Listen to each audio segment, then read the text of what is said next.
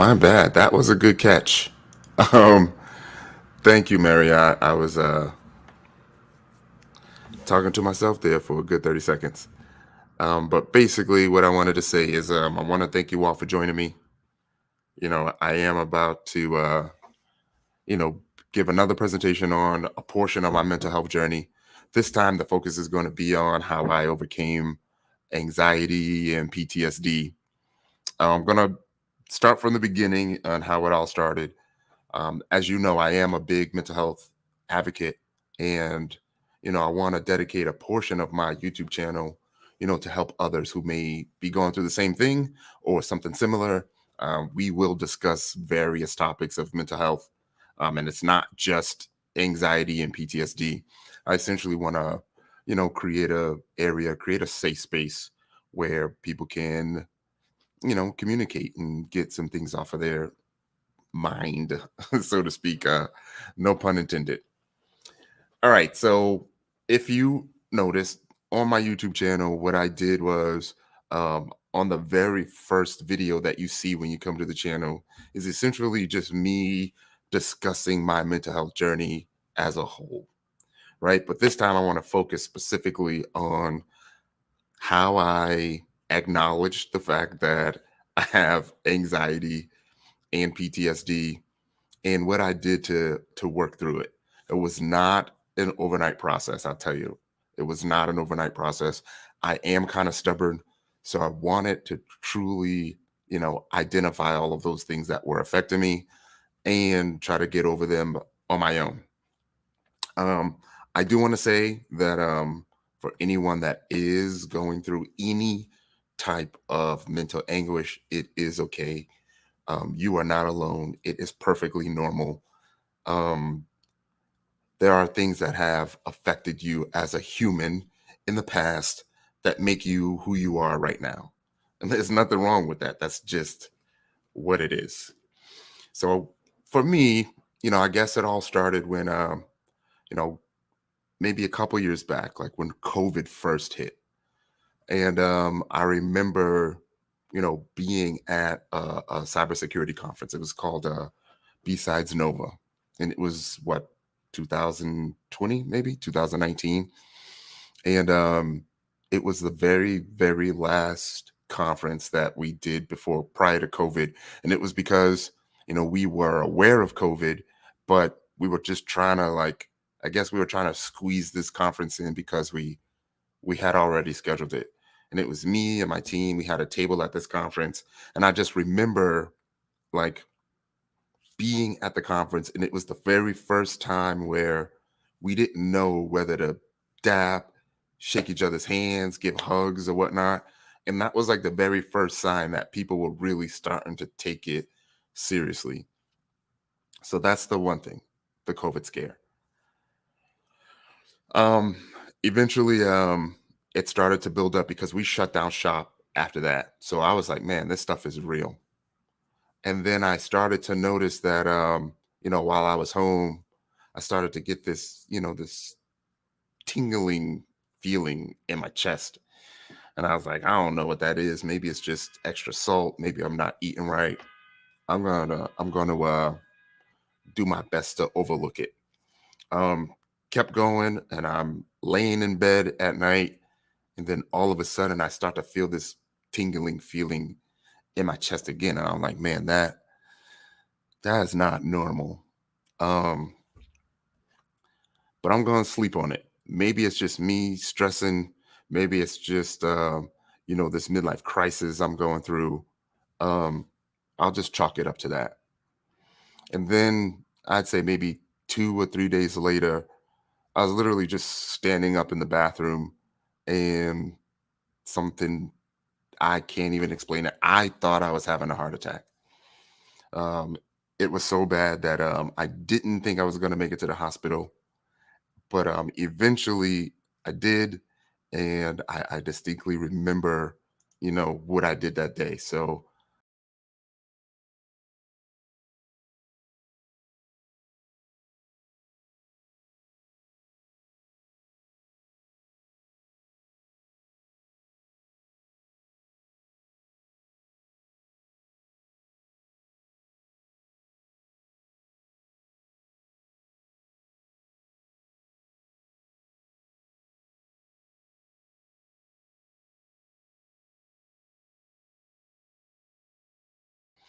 So, one of the things that was stressing me at the time was I started to gain some success in in the cybersecurity field. So I was speaking at a lot of the different conferences. My meetup group was doing really, really well. Like I said, we had a booth at the conference, which was something that we didn't really do a lot. One of the fun things is that we actually had a margarita machine.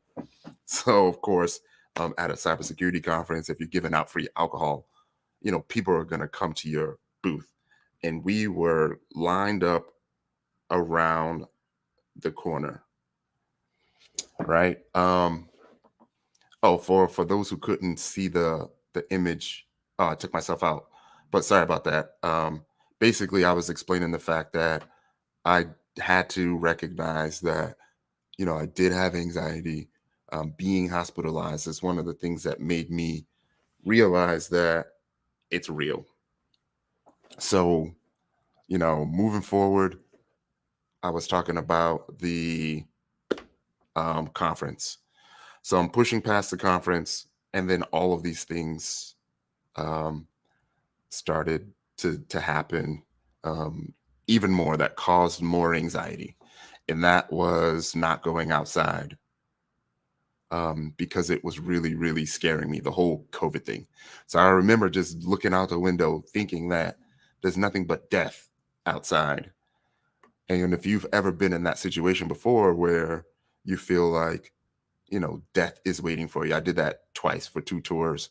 Like, it can kind of get to you, especially if you're ever in a position to where, um, you're around people, right? And every single one of these people can look friendly, but any one of these people could technically kill you, right? It was the same feeling when deployed. Like, you have no idea who the enemy is. So anytime someone gets close, like, you're weary. And when COVID first came out, like, that was a lot of our thoughts, right? So I'm basically going through a third deployment. So I was like, man, I gotta get it together. So I'm trying to get it together. And then um a few other things happened. I started to remove myself from social media. So I started removing myself from social media because I didn't like the added pressure of having to um, think about what every single tweet was going to be, or whatever single post was going to be. So I shut down shop there. But I realized that shutting it down actually made the anxiety worse, right? Because now it felt like I was running. I ended up um, working out a lot more. And what I would do is I would just walk either early in the morning or late at night, out of fear of, like, not running into anyone. So it would either be high noon, but basically not during the um, busy parts of the day. And um, it would be um, moments where in a route where I knew that I wouldn't see anyone, because people were still afraid at the time. And then I started to get a little bit more consistent with it. So consistent that I used to do these 5 mile walks every day. And it got to a point to where, in the family group chat, I would let them know that I'm doing my 5, right? So I'll put this image up. I got known, for posting, you know, the 5. So every day I would do 5 miles. And it got to a point to where, I started to make a competition out of it. So mind you, like, I'm still not over the hump yet. I guess I'm technically, like, in denial about getting over the anxiety piece. I moved to a new place in Arlington, and when I moved, like, everything in the world just started happening. The Black Lives Matter movement, the presidential election, like, all of those things started giving me some additional stress. Another thing is that my daughter was going to move out of the country, and I believe in my whole heart of hearts was the number one thing that was bothering me. and it was something that I couldn't change because we had already agreed to that. With all of these things that are going on, I'm not realizing that I'm subconsciously stressing about things that I cannot change. I want to. During the protests for Black Lives Matter, like it literally happened right here in my backyard, right here in DC. And I want to go out there, but again, the crowds not knowing who's who, right? I can make all the excuses in the world, but in my mind, I believe that that is one of the things that really held me back from being out there. Um, so moving forward, I started to during this time I started to have like these really, really deep chest pains. It felt like pressure. It felt like my heart was bigger than what it's supposed to be. It even got to a point where I told my sister that I literally said, I think there's an animal growing inside of my chest. Like to the point I called her in the bathroom, told, took my shirt off and said, look at this. Like, I think there's an animal growing inside of me. Like, I was thinking it was fungus. I was thinking it was cancer. I was thinking it could be anything. I did so much research. I had no explanation for it. And then it hit me again, like, it's probably anxiety. Um, so still moving forward, I needed to start doing things that would take my mind off of the present. And after doing some research, I started looking at like books about anxiety. So there's a really good book called The Power of Now by Eckhart Tolle. If you've never read that book, I highly, highly recommend reading that book. But I also highly recommend reading the book before you listen to Eckhart Tolle speak. Because if you ever hear him speak, then you're going to start reading the book in his tone of voice. And if you ever heard him talk, like it's a really slow monotone, like almost like he's trying to put you to sleep. So definitely read the book first. And the purpose of The Power of Now is basically ensuring that you stay in the moment. And I realized that I was doing my walks wrong. Um, yes, they were taking me away from, you know, thinking about things that are going on in the world. Mind you, I was doing 5 miles, so that's an hour and 15 hour and 20 minutes of quote unquote therapy. But then what I started doing was I started removing the headphones and I really started enjoying um, the world. And in the book, it tells you to start paying attention to things like the wind blowing, the cars going by, the sound of your footsteps, right? All of those things matter. And ensuring that I was doing that every day, it actually got me to a point to where it was helping. And I really, really needed that help. I remember going to a barbecue and, I was explaining what was going on during that situation to a really good friend in the cybersecurity industry, Bryson Bort. Um, and we're all outside, and I feel like he knew exactly what it was, that it was anxiety. And I was explaining to him the situation about the attention that I was getting in the cybersecurity industry, and I'm not knowing if I'm kind of turning into this cybersecurity celebrity, right? Because um, the numbers were picking up for me on Twitter. And I was explaining to him the situation, and he says, "There's nothing wrong with you." And I was like, "What do you mean there's nothing wrong with me?" Of course there's something wrong with me. Um, I have this pain in my chest. I can't get over it. I got all these things. And he's like, you said it yourself. And I didn't say this part earlier, but I went to the doctor's. When I showed her that picture of me at the doctor's office, I literally went home like 8 minutes later because they said there's nothing wrong with you. All your vitals are good. He said there's nothing wrong with you. And then I slowly but surely started to believe that and have faith in that, and I tried to stick with that. And some of the ways that I try to stick with it is to stay positive and to stay on a routine. And that was to make sure that I stayed um, with my exercise habits, make sure I stayed with that positive frame of mind. And then I also tried to ensure that if there's anything that I cannot change, right, then to not worry about it. And I know that that's easier said than done. And if there's things that I can change, then try to go and address them, the best way that I can. So that's what I started doing. I started with a list of things that were bothering me, and then I put them in two sections. Can I change this? And can I not change this? The things that I can't change, I got rid of that one. The things that I can change, I just started doing that. And that could be, you know, reaching out to family that you know that you should be talking to, reaching out to friends that you know you should be talking to, reaching out to clear up any situations that could be causing negativity or beef or stress in your life. Just owning up to all that stuff and being like, hey, like, I don't want no negativity. Let's just squash whatever it is, or not even bring it up. Just ensuring that you're good, because it's gonna be um like an internet browser. It's like having a tab open that's just there.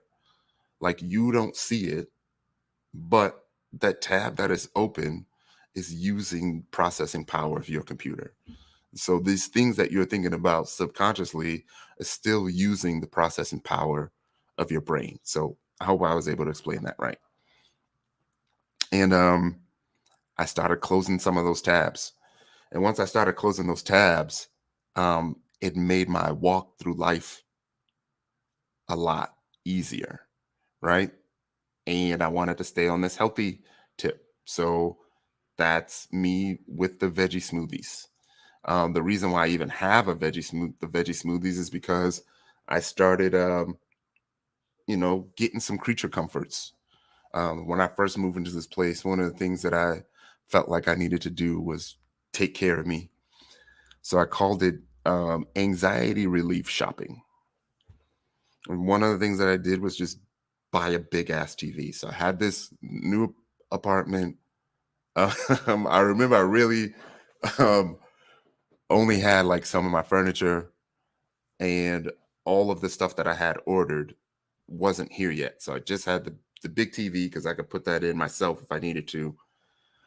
Another thing that I wanted to splurge on was the bed, because I felt like 8 hours a night, I'm going to spend a third of my life in my bed. So therefore, I need the bed to be uh, comfy. And I feel like everyone should splurge on their bed. So my bed's got lights, it's got speakers, it's got Alexa built in. It even has a zero gravity mode, king size bed, zero gravity mode, and you literally feel weightless in the bed. It vibrates too, but I don't never use that. um, Another thing that I did that really, really helped was a weighted blanket. Um, I got the 20-pound weighted blanket, and it feels like someone's hugging you nonstop.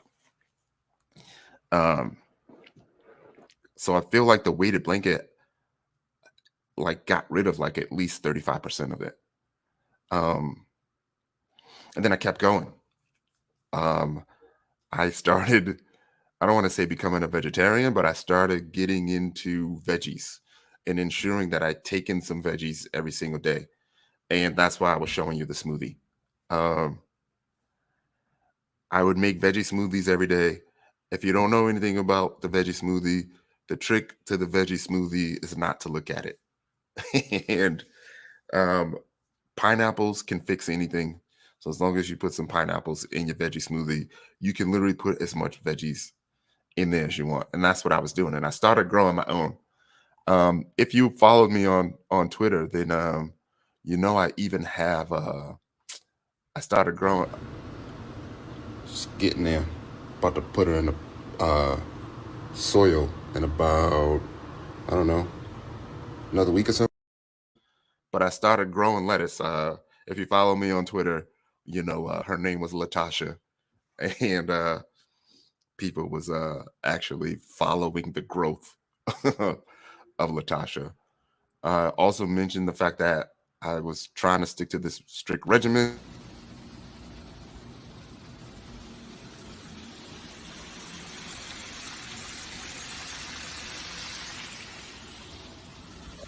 Was my treat as part of the meal preps, and all of that stuff is important to keep you in that positive note.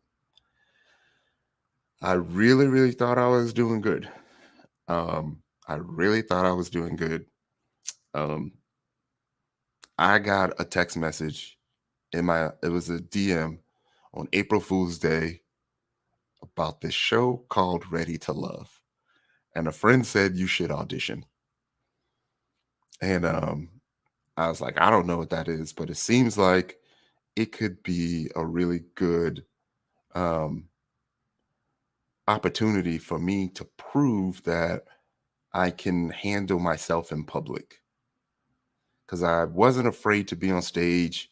I've given over 200 presentations, so I wasn't afraid to talk to people. Um, but I want to say that I was probably in denial at the time. Like I really, really felt good, but I didn't look good now that I'm looking back on myself.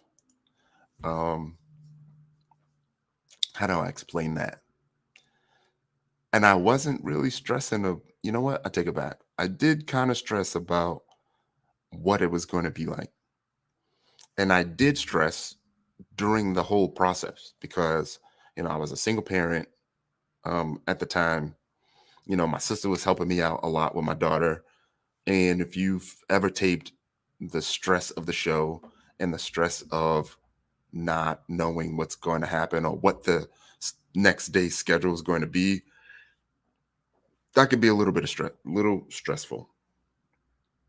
Um, but I felt like I was dealing with it. Felt like no matter what, I wanted to live this life full of high integrity. I didn't want to lie at any point on the show because I felt like I would be stressing about that. So the show happens. And I feel like I'm doing pretty good, right? It's over. We finished the taping and we're good for at least the first couple of weeks. And then what happened? We had I think it was the very first ladies deliberation was coming up, and something hit me, and it hit me bad, so much that I tweeted about it. And let me see if I can find this tweet. Um, Basically, it was me tweeting the fact that I had an anxiety attack, but I was okay with it. Um, so much that I when did it happen? It was July 16th of last year.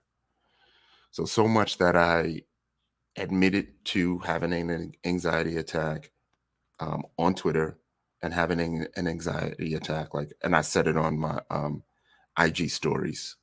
Um, and basically, I was like, hey, you know, I had an anxiety attack. It's my first one.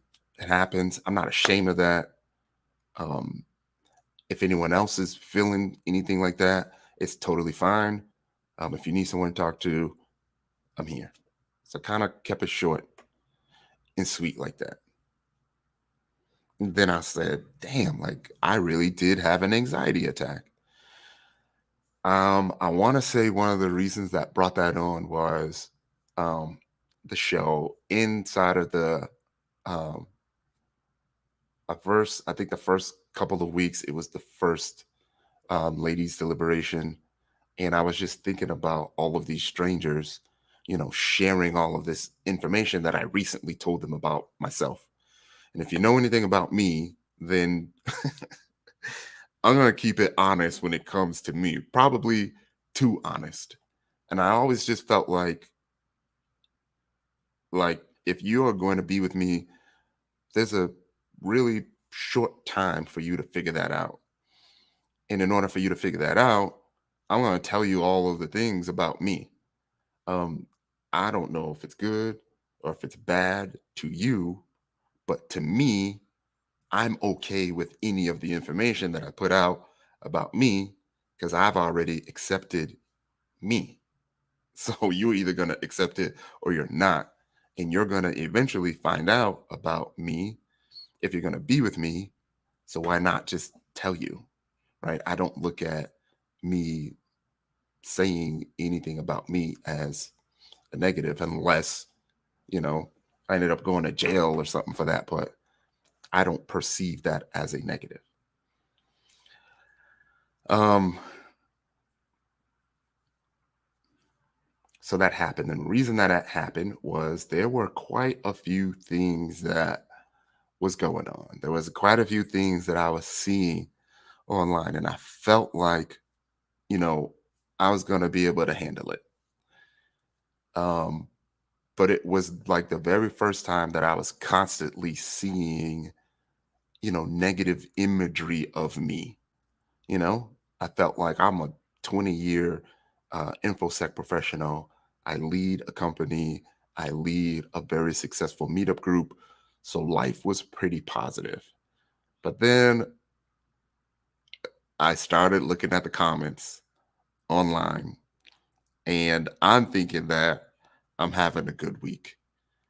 And all it takes is like one or two comments to bring you back down.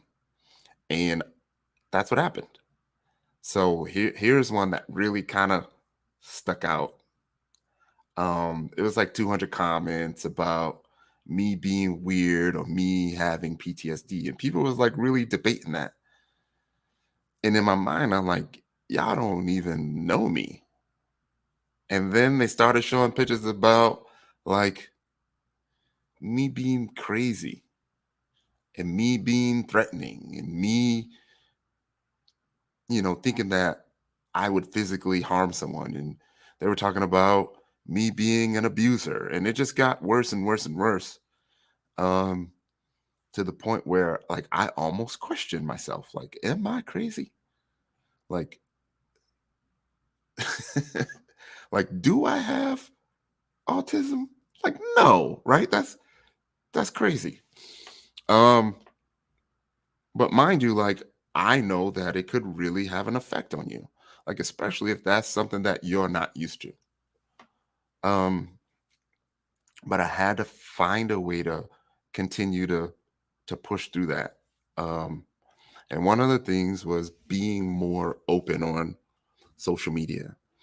And you may all remember if you follow me, you may remember this stint on social media where I just kind of went crazy. My Instagram page was private and I made it public. And then I just started, you know, doing lives. I started um, showing videos of myself and my family. And I felt like I'm not going to run from it anymore. You're going to get me and all of me, 100% of me. You're either going to love me or you're not, you know? Um,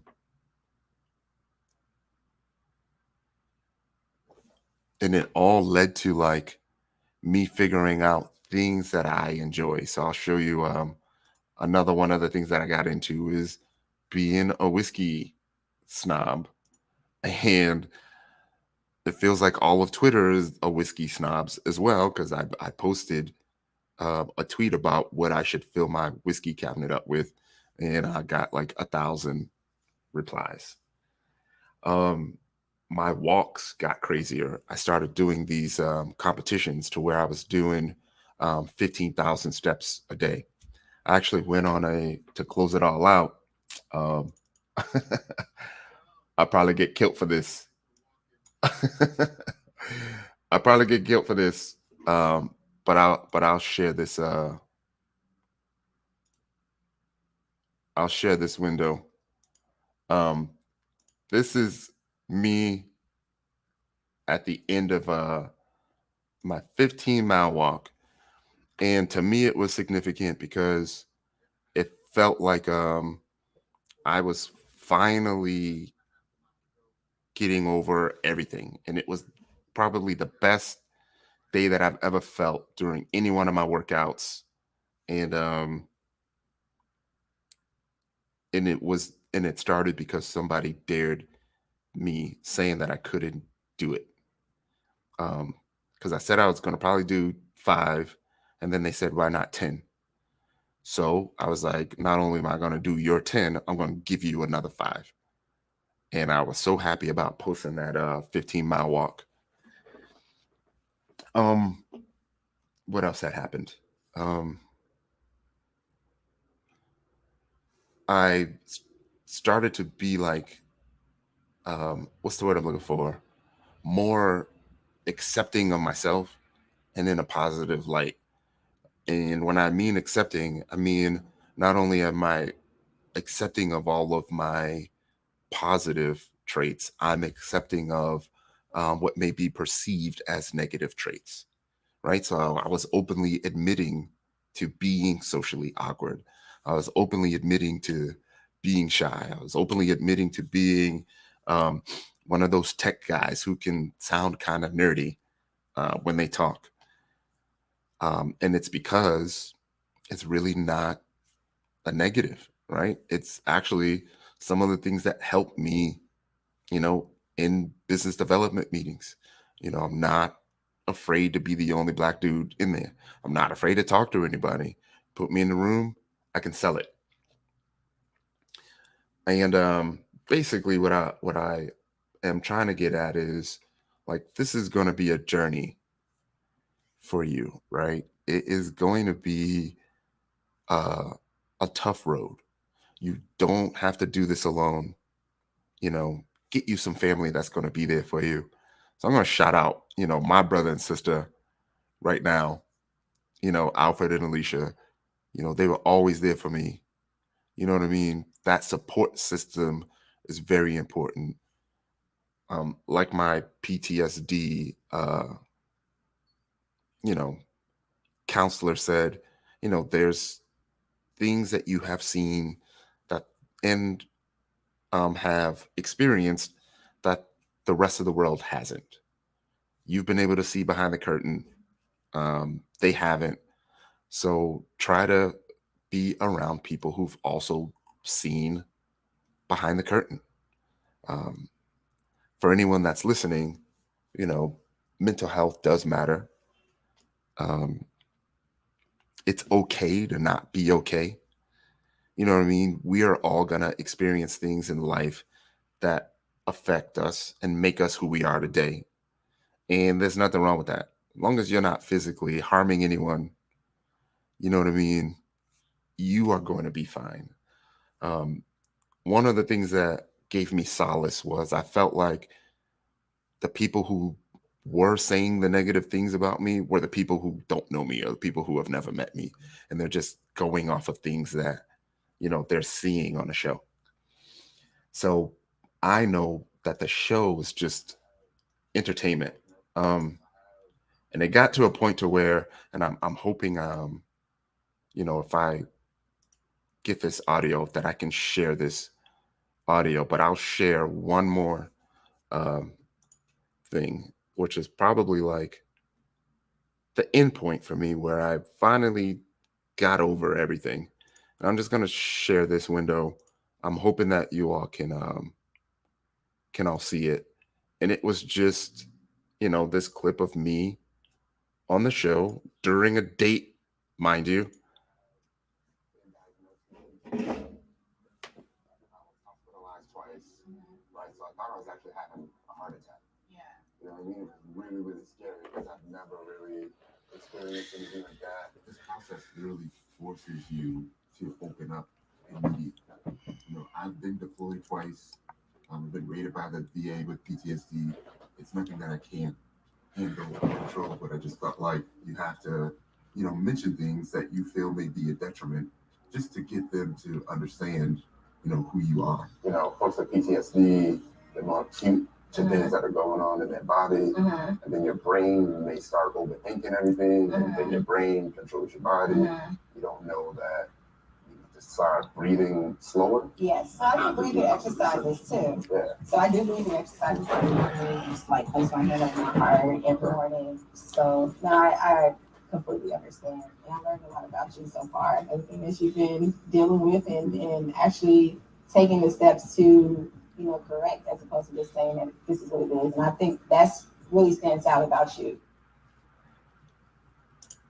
Yeah. Yeah. So, it was at that point, you know, mind you, like where we filmed it, but then you actually have to watch it, months later. And it was kind of at that point where I'm watching it and I was like, that's it, like I've come full circle. Like the journey, was kind of complete. Me seeing myself on the screen, like freely and openly talking about it, like it was nothing. And I was like, man, look at that dude. Like the people who are watching it, like has no idea where I was or what I was doing, months prior to that. But like, like just watching it makes me proud to know that like I did all that shit like on my own. And I think about all the times where I'm here, I'm doing these walks, I'm waking up early, I set my alarm, and I'm continuously like trying to move forward. And I'm have good days, bad days, but then I end up there.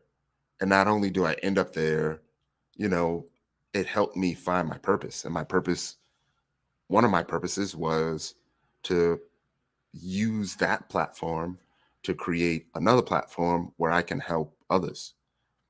And it was that moment where I saw it, I knew what I was going to do with the YouTube channel. So, I kept y'all for like, 30, 40 minutes.